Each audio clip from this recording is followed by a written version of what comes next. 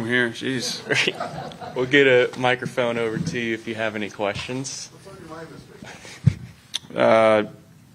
Playing better and getting points. I'm a little bit behind the eight ball here, so I'll take as many points as I can get.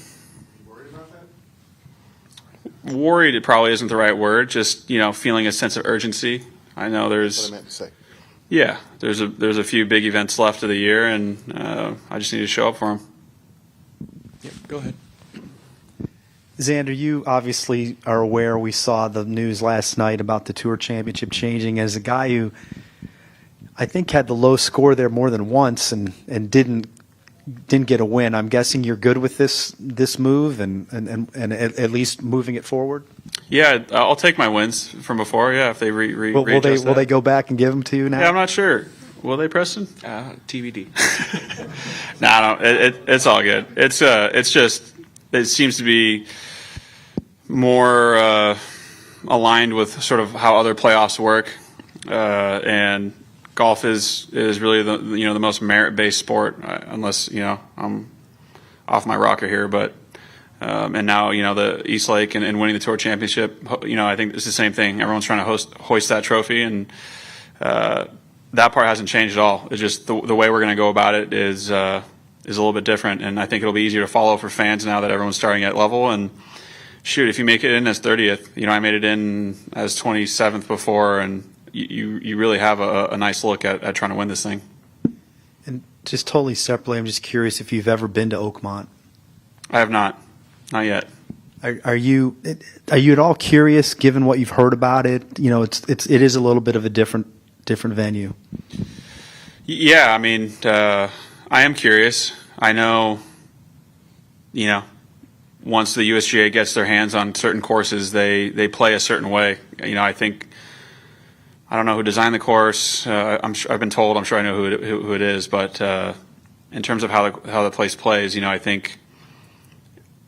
Just like here, honestly, it's like a U.S. Open. If you hit in the rough, you're not going for the green. You're going to be pitching out, and then you're going to be working extremely hard for your four, if not trying to make a good bogey. Or you take on way too much risk and you bring 6 or 7 into play. So you have to enter a different space when you're playing in U.S. Opens, and I don't see it being any different at Oakmont. Just a quick follow to that. Why do you like it so much, the U.S. Open? It's just a battle. It really is. It can be extremely rewarding if you are able to stay disciplined for 72 holes. The cliche statement of golf is a marathon. It seems to be the most true feeling when you play at U.S. Opens. You just feel like you're going to war every day. Have you ever been tempted to quit on an Open? By quit, I mean just figure you're too far back, too far whatever, and just go through the motions. I played with a whistle, Doug. Always. Yeah. I figured you would have, but it's okay. How's golf swing stuff going? Like, I know you've been working with Chris for 2 years now, almost. Ish, yeah. Yeah. How is the stuff taken hold? Have you had to go back and work on it? Like, what's the status of it, basically? Always working on it. Yeah, it's. I'd say it's taken hold. Small tweaks here and there. I think I'm trying to move from the mental transition of trying to play perfect golf and golf swing to just trying to get back to seeing certain shots and picking better targets and things of that nature. I feel like I've been a little bit stagnant over the ball, coming back and sitting there. You almost can tell I'm like thinking, 1, 2, 3, 4 things. If I can get that down to 1 or 2, that'd be ideal. What are like those things that you like go through? Trust me, you don't want to get in my head. I'll tell you that much. give me a flavor. Oh, just whether it's posture at setup, my right hand getting too strong, shutting the club too much on the way back, club getting sucked inside on the way back, not getting the club enough on line up top, stacking at a direct. There's like too many things. Like I said, you don't want to get up there. Go ahead, Adam. Xander, the other change to the Tour Championship that they mentioned in the press release was making the course play harder, making par, score closer to par, more likely the winning score. How do you feel about that, and can you give an example of what you think they might do? That's a good question. I mean, I think it's it being sort of our hardest tournament to qualify for, just being 30 guys and 30 guys after a year-long race. I think it kind of fits to make it not 30 under winning.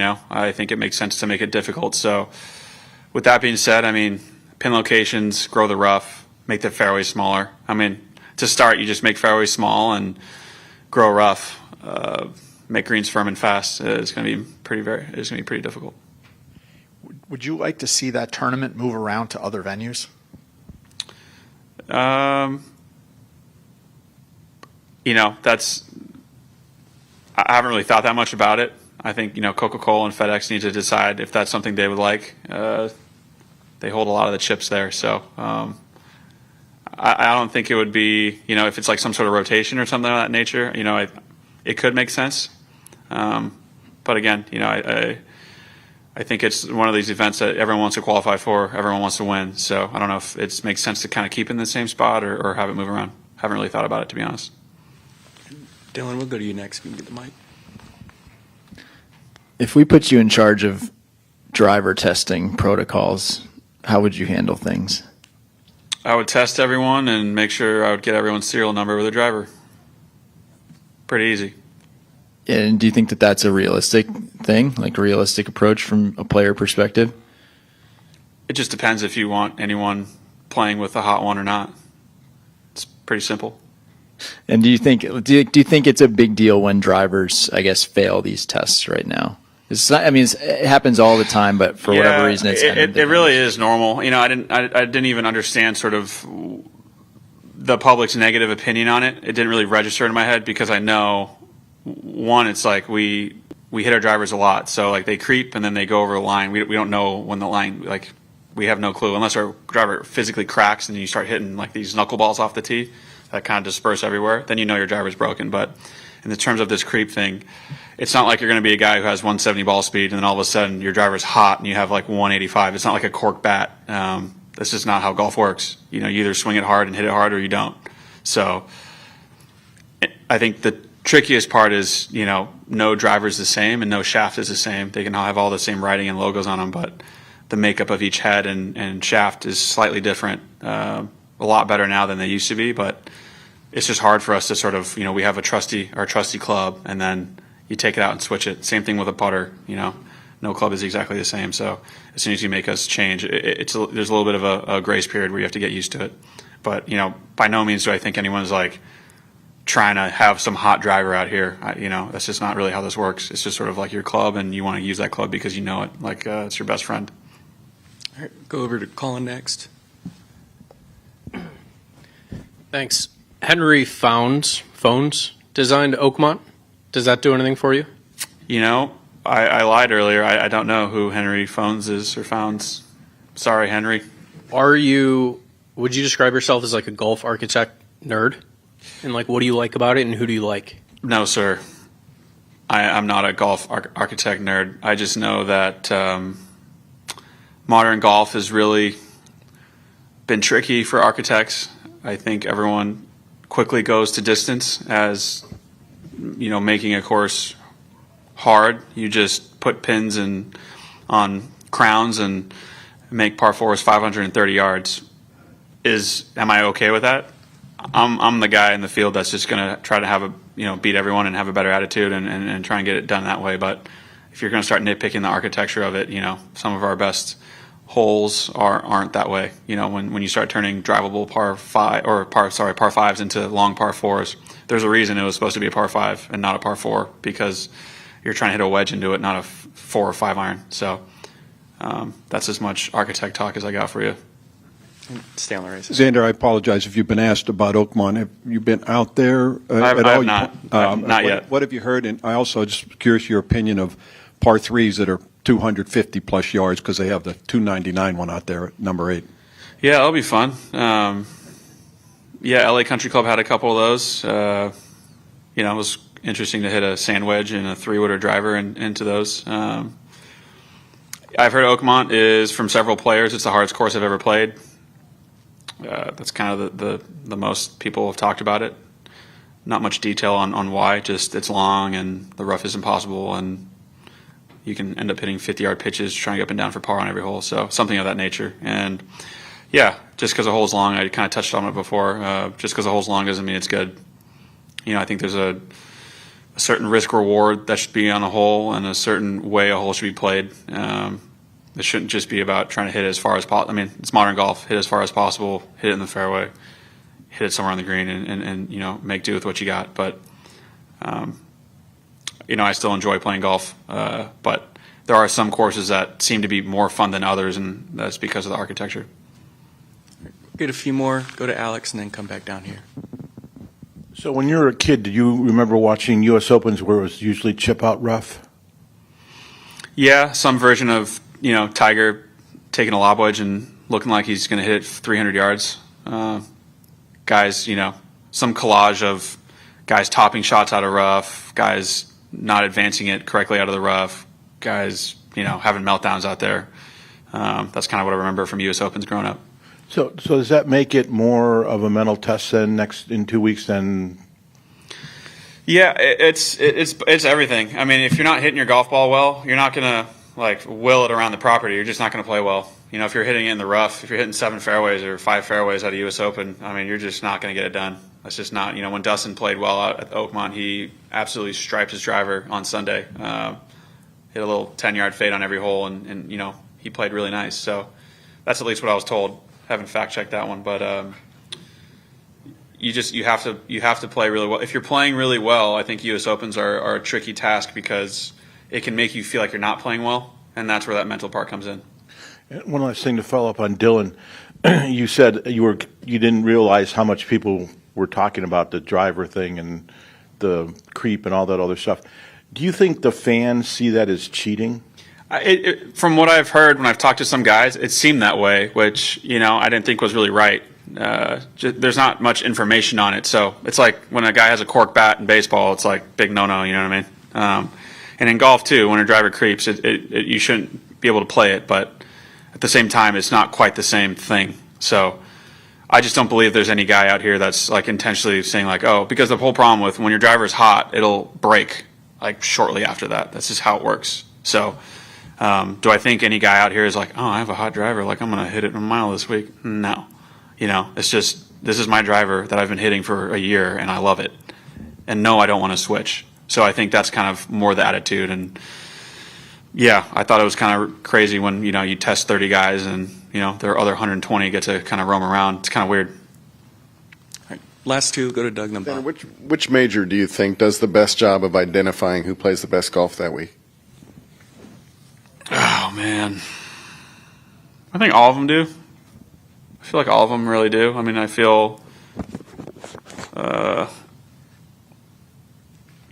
not sure which one specifically. I mean, they present different things. I feel like they're all kind of trending towards a similar style, which is just hit it really far. Like when I first went to Augusta, it was, if you shoot a nice round, you can shoot 7 under, but you are landing your wedge in 9-foot windows and catching the slope correctly and hitting really good drives and pulling off crazy shots over water with a long iron. And it feels like you're just on cloud 9 and you'll shoot 65 or 66. It's with how long Augusta is now and how they've set the course up, and now that the greens are concrete and U.S. Open I mean, it feels impossible to shoot 65 at Augusta. So when I say that, I mean, I feel like all the majors are sort of trending, weather dependent, trending towards, 8 under is the winner, 7 under is the winner, over par at Oakmont might be the winner, that kind of thing. Do you think par matters to the USGA? They say it doesn't. I mean, yeah, I don't know. I would imagine it matters. I would imagine that it matters for a lot of people. You don't want to, if you own a golf course, if I owned a golf course, I wouldn't want the pros to come and absolutely bash my property and shoot 40 under. I think, unless you look at a course and you see the history of winners and you're okay, these have yielded really good winners and it's 20 under, sure, that's great. You feel good about your property. But for the most part, yeah, I'd say they care. All right, last question. When you had the driver issue at the Open that year, was it more you you didn't like the way the testing was conducted, or In Portrush? correct? Yeah, no, it was more of, I can't even remember, it was so long ago. I think I had an issue then about just them not testing enough guys, and then something about, it became public about mine, and then I kind of lit fire and threw everyone under the bus. I remember doing that. I remember there's like a line, I was like, I'm stepping across it, so that was in 2019. But I mean, it is sort of like from where we sit, like on your side, like this is something that isn't supposed to be disclosed, and then there is sort of this negative connotation that comes out with it. I wonder if that bothered you at all. It was sort of like the PGA. I mean, I was someone wrote about Scotty, like I was the one who leaked it basically about Scott's, and he told me, and it was more of like a credit to how good he was, and I didn't realize, like I said, I apologize. I was like, sorry, dude, like I wasn't trying to like have that be a question in your media after you just won another major. So it was more about like, guy just used his backup and absolutely rinsed the field again. So it was more of like that kind of thing. He actually really explained it well, though. Okay, I didn't see it, but that sounds like Scott. The way he explained it was an excellent explanation as to how the whole system works and why it's sort of, not that big of a deal. But Right. Like I said, guys, you have a driver you like, and that's what you use, and it sucks to try and switch, but we do also, part of our job is to have a backup, and it is to test it. So, Adam, we got to go. That was the last question. We got to keep calling and waiting. Sorry. thanks, guys.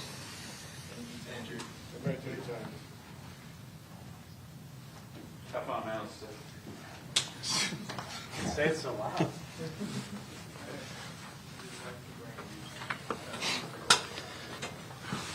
All right, Mitchell, you good? Okay. All right, we'll keep it rolling here with Colin Morikawa here at the Memorial Tournament presented by Workday. All right. Ball up.